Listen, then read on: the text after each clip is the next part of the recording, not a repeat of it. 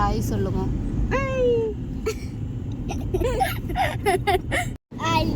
Hi.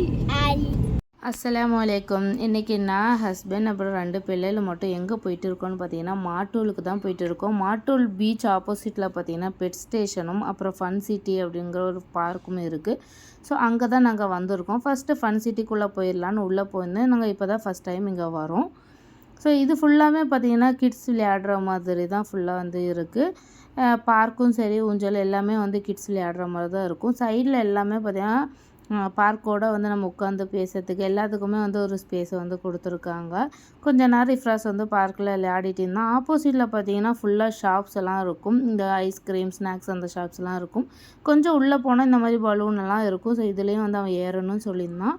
இது ஸ்டார்டிங்லேயே நம்ம பார்த்தோம் இல்லையா. ஸோ இந்த ஊஞ்சலையும் லாஸ்ட்டாக அவன் ஏறியிருந்தான்.